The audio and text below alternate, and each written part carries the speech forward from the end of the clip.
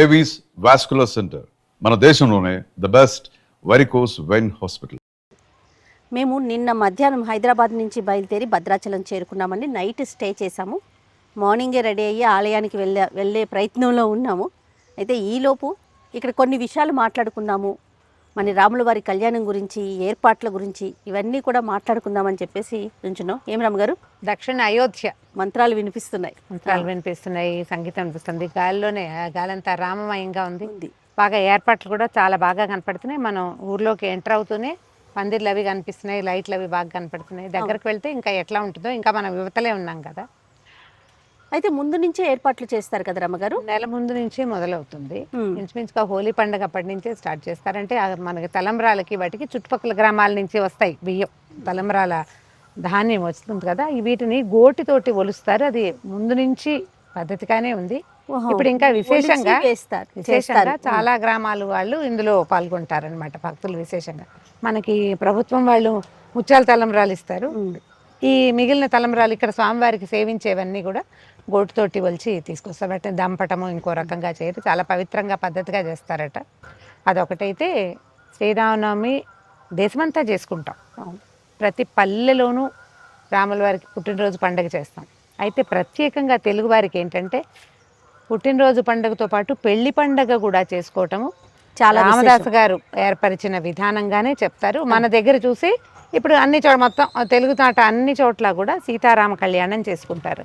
సీతా కళ్యాణ ఘట్టమే చాలా విశేషమైంది. ఆ శివధనుర్భంగము, ఆ బాలరాముడు లక్ష్మణుడితో కలిసి అక్కడికి రావటము, ఈ కథా విశేషాన్ని గనక ఈ రోజున మనం కళ్యాణం రోజున చదువుకుంటే ఆడపిల్లలకి పెళ్ళిళ్ళు కాకపోయినా మగపిల్లలకి ఎప్పటికీ పెళ్ళిళ్ళు కావట్లేదని అనిపించినా కూడా సీతా కళ్యాణంలో పాల్గొనటం కానీ, సీతా కళ్యాణ ఘట్టం చదువుకోవటం కానీ, వినడం కానీ విశేషమైన ఫలితాన్ని ఇస్తుంది. భద్రాచలం లాంటి అద్భుతమైన క్షేత్రాన్ని జీవితంలో ఒక్కసారైనా చూడాలి. మొత్తం మన తెలుగు వాళ్ళందరూ కూడా జీవితకాలంలో ఒక్కసారైనా భద్రాచల దర్శనం చేయాలి. అయితే అక్షితలు కూడా మనకి ఊర్లలో ఉన్న వారికి కూడా, దూర ప్రాంతాల్లో ఉన్న వారికి కూడా పంపిస్తున్నారు. వాటిని జాగ్రత్తగా దాచుకొని ఉంచుకుంటాం కదా. నా దగ్గర 20 ఏళ్ల నాటి అక్షతలు కూడా ఉన్నాయి జయ. ఏటా వచ్చినవి కొన్ని ముత్యాలు, కాసిన బియ్యము వస్తాయి. ఆ బియ్యం కాస్త అటు ఇటు కదులుతుంది అని అనిపించినప్పుడు పక్షులకు పెడతాను. అట్లా ఇన్ని ముత్యాలు నా దగ్గర ఉన్నాయి. ఎవరు వచ్చినా నాకు అవి పట్టుకొస్తారు. 2-3 నుంచి వస్తున్నాయి. వస్తున్న ముత్యాలు మళ్ళీ ఏం చేసినా వాటిని దండగుచ్చి ఇంట్లో ఉన్న ప్రతిమలకు వేసుకుంటూ ఉంటాను అనమాట. మా దేవుడి మందిరంలో నువ్వు చూసావు కదా ముత్యాల దండ ఉంది. భద్రాచలం నుంచి వచ్చిందేనా? కానీ మన వెనకాల ఘట్టం చూడండి, శబరి ఆయనకి తినిపిస్తోంది అనుకుంటాను కదండి, పళ్ళిస్తోంది. అంటే ఇక్కడ ఒక ప్రత్యేకత ఉంది. ఈ మన భద్రాచలం రాముల వారిని మొట్టమొదట చూసింది పోగలదమ్మ కానీ ఒక ఈ ప్రాంతపు గిరిజన స్త్రీ అనాలేమో మరి. ఈ ప్రాంతపు ఆవిడ శబరి వంశస్థురాలు అని ఒక వాక్యం చెప్తారు. ఆవిడ కూడా అట్లాగే ఈ అడవుల్లో తిరిగే వాళ్ళకి ఆ పుట్టలో రామనామం కనపడి ఆవిడకి పుట్టలో ఉన్న రాముల వారిని చూసి గోదావరి నీటితో అభిషేకం చేసి పుట్టలో నుంచి బయటికి తీసుకొచ్చింది. అట్లా బయటికి తీసుకురాబడినటువంటి ఆ ప్రతిమట దాదాపుగా 2000 సంవత్సరాల నాటి ప్రతిమని ఇప్పుడు మనం దర్శనం చేస్తున్నాం అన్నమాట. అంత పాతది, అప్పటి నుంచి ఉన్నదే. తర్వాత దొరికింది ఇటీవల రామదాస్ గారి కాలంలో మనకు దొరికింది కదా, మనకు లభించింది. అట్లా ఈ పోగల దమ్మక్క వల్ల లభించింది. ఆమె శబరి సంతతి అవ్వటం వల్ల ఈ ప్రతిమలు మనకు విశేషంగా కనపడతాయి. చాలా బాగుంది కదా.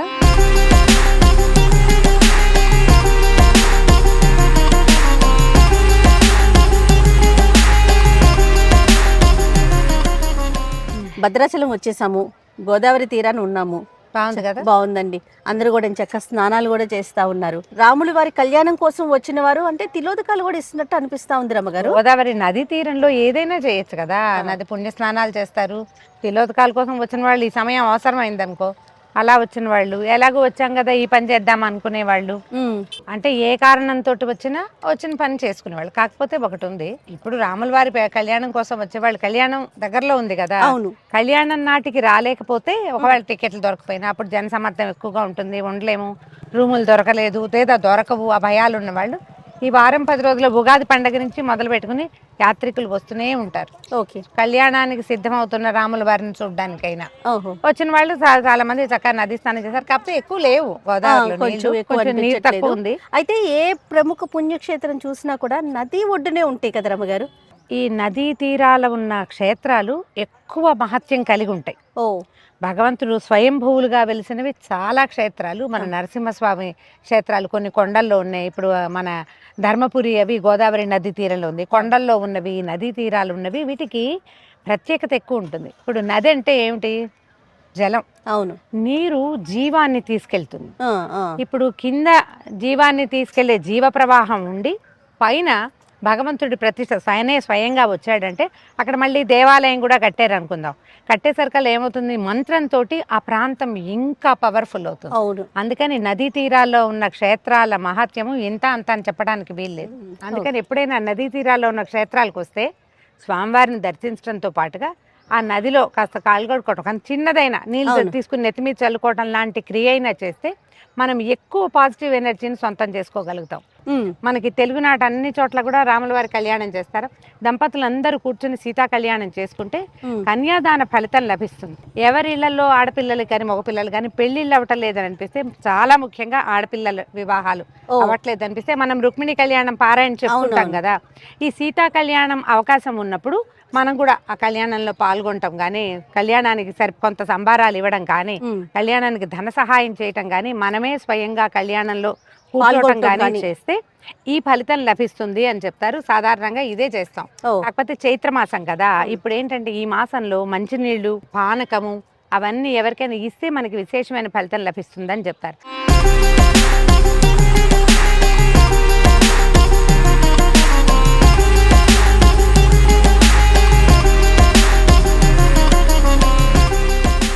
కరెక్ట్ గా ఆలయం ముందున్నామండి మేము. ఇదిగోండి ఏర్పాట్లు చూడండి ఎంత బాగా జరుగుతుంది రమ్మగారు. ఎంట్రన్స్ అంటే చూడండి చక్కగా గంటలు పెట్టి చాలా బాగా కడుతున్నారు కదా ప్రకారం. ఆ పక్కంతా చాందినీలు కడుతున్నారు చూడు. అంటే ఇది చూడండి ముందు చాలా అందంగా ఉంది. టెంపుల్ థీమ్ లో చేశారు. ఆ ఫీల్ కనిపిస్తా ఉంది చూడండి. అందుకని ఏనుగులు, గంటలు, రామదాస్ గారి విగ్రహం, రామదాస్ గారి విగ్రహము చాలా బాగుంది. ఏర్పాట్లు అయితే బాగా ఉన్నాయి అన్ని చోట్ల. కూడా ఇదిగో మండపం కోసం, కళ్యాణ మండపం కోసం, పందిరి వేయటం కోసం మొత్తం అంతా రెడీగా చేసుకున్నారు. అదే ఇప్పుడు పైప్స్ ఉన్నాయి, అది చూడు అక్కడ చాందిని లాగా కట్టారు కదా. ఈ తెల్లటి ఉంటే ఏమవుతుందంటే ఎండ తక్కువ ఉంటుంది. ఓకే, అందుకని చాందినీలు తెల్లటివి కడతారు. అంచెల వెంబడేమో రెడ్ గ్రే బ్లూ వేశారు. ఇది వరకు చలువు పందిళ్ళు అనేవాళ్ళు రమ్మగారు. అవునంటే అప్పుడు తాటాకు పందిళ్ళు వేసేవాళ్ళు. తాటాకు పందిరే చలువ పందిరి అంటే. ఒక్కసారి లోపలికి వెళ్ళి లోపల ఎలాంటి ఏర్పాట్లు జరుగుతున్నాయి, అలానే శ్రీరామనవమి యొక్క విశిష్టత అవన్నీ కూడా ఆలయం లోపలే చెప్పుకుందాం రమ్మగారు.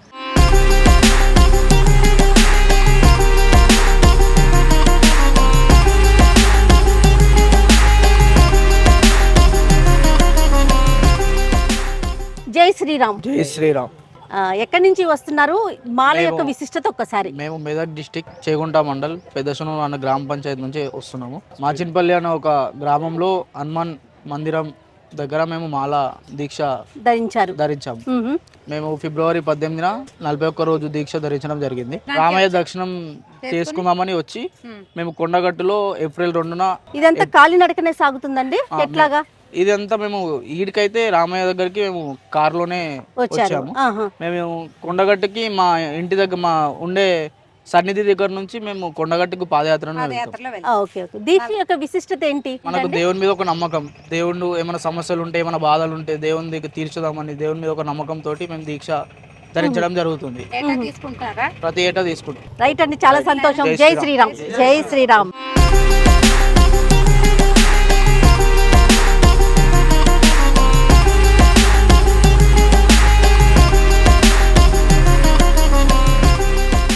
రమ్మగారు, నేను ఆలయ ప్రాంగణంలో ఉన్నామండి. భక్తుల రద్దీ అయితే ఎంత ఎక్కువ ఉందో, ఇసుకేస్తే కూడా రాలనంత జనం కనిపిస్తా ఉన్నారు. అయితే దర్శనానికి కాస్త సమయం ఉందని చెప్పేసి ఆలయంలోనే కూర్చొని మరీ మాట్లాడుతూ ఉన్నాము. ఇలాంటి సమయంలో భద్రాచలం దేవాలయంలోకి రావడము, లోపలికి వెళ్ళడము, దర్శనం లభించడము అన్ని విశేషాలే.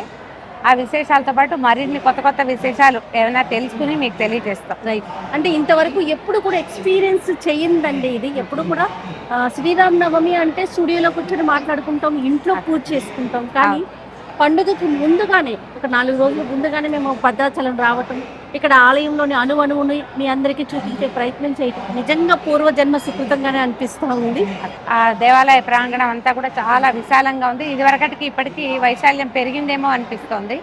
డెవలప్మెంట్ అవుతూ ఉంటాయి కదా. అవును, భక్తుల రద్దీ చాలా ఉంది. అంటే నవమి నాటికి రాలేము అని అనుకున్న వాళ్ళు చాలా మంది ముందే రావటం వల్ల బయట రద్దీ కనపడలేదు, కానీ దేవాలయంలో మంచి తొక్కిసలాటగానే ఉంది. అందరికీ దర్శనం లభిస్తుందట మధ్యాహ్నం వేళకి. మేము కూడా దర్శనం చేసేసుకుంటాం మరి కాసేపట్లో. తర్వాత మనం శ్రీరామనవమికి సంబంధించిన మరిన్ని విశేషాల్ని మాట్లాడుకుందాం.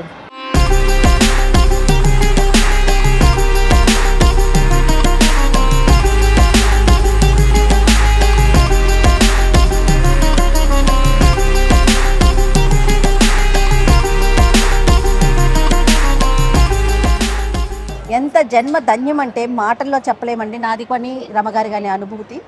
ఎప్పుడు కూడా నేను పదే పదే ఇదే మాట చెప్తూ ఉన్నాను. స్టూడియోలో కూర్చొని గత కొన్ని సంవత్సరాల నుంచి శ్రీరామనవమి విశిష్టతని రకరకాల వీడియోల రూపంలో మీ అందరికీ అందించాము. అయితే ఈరోజు స్వయాన భద్రాచలంలో రాముల వారి సన్నిధిలో కూర్చొని మాట్లాడుకునే అవకాశం ఆ భగవంతుడు మాకు కల్పించారు. అత్యద్భుతమైన దర్శనమైంది. ఇంత ఎక్కువ హడావిడిగా ఉన్న సమయంలో స్వామివారికి ఎదురుగా కూర్చుని చక్కగా అత్యద్భుతమైంది 10 నిమిషాల పాటు. అవును, నేను ఎన్ని శ్లోకాలు చదివేసుకున్నాను, ఎన్ని స్తోత్రాలు చదివాను. కన్నుల పండగగా చూసావు. చాలా అద్భుతమైన దర్శనం అయింది. రైట్ రమగారు, శ్రీరామనవమి విశిష్టత. దేశమంతా రాముల వారి పుట్టినరోజు చేసుకుంటారు. ఒక్కొక్క రాష్ట్రంలోనూ ఒక్కొక్క రకంగా చేస్తారు. మనకి ఈ తెలుగు నేల మీద భద్రాచలంలో, తెలంగాణ రాష్ట్రంలో ఉంది భద్రాచలం. ఇక్కడ విధానం ఏంటంటే పుట్టినరోజు నాడు రాముల వారికి పెళ్లి పండగ నిర్వహించడం కూడా. అంటే కొన్ని చోట్ల ఈ సమయంలోనే వివాహం అయిందని కూడా చెప్తారట. అంటే అభిజిత్ లగ్నంలో అయ్యిందని. అదే అభిజిత్ లగ్నం ఇప్పుడు కూడా ఏంటంటే 12 గంటల తర్వాత కదా చేస్తారు. ఈ దేవాలయాన్ని నిర్మించిన కంచర్ల గోపన్న గారు మనకి రామదాసుగా ప్రఖ్యాతిగాంచినటువంటి భక్తాగ్రగణ్యులు. వారి ఏర్పాటు ప్రకారము స్వామివారు అంతరాలయంలో లోపల ఉన్న అన్ని కళ్యాణాలు దేవాలయంలో జరుగుతాయి. ఒక్క ఇక్కడ రాముల వారి కళ్యాణం మాత్రం బయట ఆరు బయట కళ్యాణం చేసే విధానాన్ని గోపన్న గారే ప్రవేశపెట్టారు. అంటే అందరూ చూడాలన్న ఉద్దేశం ప్రజలకి అందుబాటులో ఉండటం కోసం స్వామి ఊరేగి అందరికి లోక కళ్యాణం కోసం బయట కళ్యాణం అనే విధానం వల్ల ఈ బయటే కళ్యాణం జరుపుకోవటం వల్ల ఏంటంటే మనం అందరం ప్రజలంతా చూడగలుగుతారు. ఇప్పుడు దేవాలయం లోపల కళ్యాణం జరిగితే ఎట్లా చేయగలుగుతాము? ఇరుకు జనానికి అందరికి అవకాశం లభించదు. కాబట్టి స్వామి వేయించేపుగా బయటకు వస్తారు, ఊరేగింపుగా బయటకు వచ్చి బయట వేయించేపు చేయించి అక్కడ కళ్యాణం జరిపించడం ఇక్కడ విధానంగా కనపడుతుంది. మనకి రామాలయాల్లో అన్ని చోట్ల రాముల వారు కోదండం ధరించి కనిపిస్తారు. మానవావతారంగా వచ్చినటువంటి విష్ణుమూర్తి మానవుడుగా ఎలా సంచరించాడో చెప్పేటువంటి రామాయణంలో ఎట్లాంటి స్వరూప వర్ణన కనపడుతుందో అదే స్వరూపంతో మనం అన్ని చోట్ల చూస్తాం. భద్రాచలం ప్రత్యేకత ఏంటంటే స్వామివారు చతుర్భుజ నారాయణమూర్తిగా దర్శనమిస్తారు. వైకుంఠరాముడు శంఖచక్రాలు ధరించి, తర్వాత కోదండము అస్త్రాలు ధరించి మనకి ప్రత్యేకంగా దర్శనమిస్తారు. అమ్మవారు ఎడమ తొడ మీద వామాంక స్థిత జానకి అని చెప్తారు. ఎడమ వైపు తొడ మీద అమ్మవారు కూర్చున్నట్టు, లక్ష్మణ స్వామి కుడివైపు నుంచున్నట్టుగా కనపడుతూ వైకుంఠ నారాయణ స్వరూపంలాగా వైకుంఠ రాముడుగా మనకి దర్శనమిస్తాడు. అన్ని చోట్ల మానవావతార స్వరూపంగా కనపడే రాముడు ఇక్కడ ఒక్క చోట అత్యంత ప్రత్యేకమైన స్వరూపంలో కనపడడం వల్ల స్వయంభువుగా భద్రగిరి అనే చెప్పబడేటువంటి భద్రుడనే భక్తుడి కోరిక మీద స్వామివారు వెలిసి, అది కూడా ఆయనకి ఒక తొందరపాటులో భక్తుడికి దర్శనమిచ్చేయాలన్న దాంతో నారాయణ స్వరూపంగా దర్శనమిచ్చి ఆయన రాముడిగా కోరుకుంటే కోదండము అవి ధరించి కనిపించారని, అందువల్ల శంఖచక్రాలు ఉన్నాయని చెప్తారు. భద్రుడనే భక్తుడిని కరుణించడం కోసం వెలసిన స్వరూపం అవటం వల్ల ఒక భక్తుడి కోసం వెలిసింది. అంటే మనందరి కోసం మళ్ళాంటి వాడే కదా ఆయన. మేరుపర్వతం యొక్క కుమారుడని భద్రగిరి అని చెప్తారు. చిన్న కొండ, ఆ కొండ మీద వెలిసారు. తర్వాత కాలంలో ఎప్పుడో పోగల దమ్మక్క అనే ఒక ఆమెకి, ఒక గిరిజన స్త్రీకి స్వామివారు ఒక పుట్టలో దర్శనం ఇచ్చారు. ఆమె చాన్నాళ్లు సేవించి చేతొచ్చినంత సేవ చేసి ఈ ప్రాంతానికి తహసీల్దార్గా వచ్చినటువంటి రామదాస్ గారికి కంచర్ల గోపన్నగా ప్రఖ్యాతులు అప్పటి వారికి చూపిస్తే ఆయన ఈ దేవాలయాన్ని నిర్మించారు. ఇప్పుడు ఎన్ని సంవత్సరాలు, 300-400 సంవత్సరాలుగా ఇలాగే సేవలు అందుకుంటూ మనకి భారత ప్రభుత్వం మన స్వతంత్రోద్యమం అవి అయిన తర్వాత, మన దేవాదాయ శాఖ అవి ఏర్పడిన తర్వాత ఈ దేవాలయ జీర్ణోద్ధరణ అవి చేసి దేవాలయాన్ని విశాలం చేశారు. 60లో జరిగింది. దానివల్ల మనం ఇంత విశాలమైన దేవాలయాన్ని అది ప్రాంగణాన్ని చూడగలుగుతాం. కొత్త మెట్లు కట్టడము ఇవన్నీ అదేంటంటే నది తీర ప్రాంతం కదా, ఇక్కడ వరదలు గోదావరి నది తీరాన్ని ఉన్నది కాబట్టి వరదలు రావడం లాంటి సమస్యలు ఉన్నాయి ఇక్కడ. అయినా కూడా దేవాలయం గుట్ట మీద ఉండటం, ఎత్తుగా మెట్లు ఉండటం వల్ల దేవాలయానికి ఏ ఇబ్బంది లేకుండా ప్రత్యేకమైన స్వరూపంలో కనపడతారు. ఏ ఉత్సవమూర్తులకైతే మనం కళ్యాణాన్ని చూస్తామో వారిని తీసుకొచ్చింది ఎక్కడి నుంచి, శ్రీరంగం నుంచి తెచ్చారు.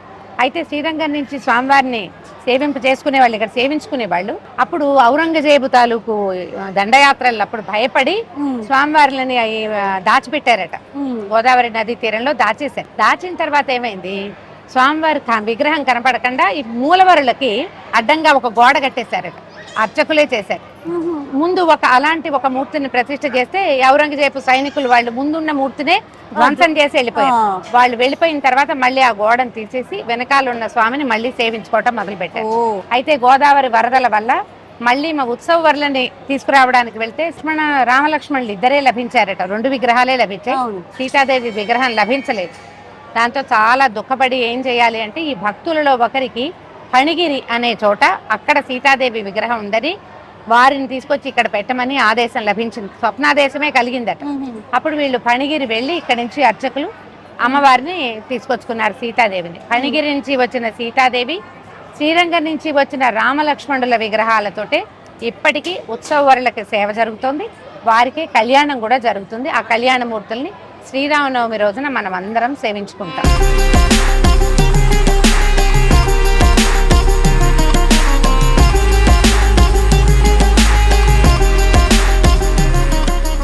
నమస్తే స్వామి.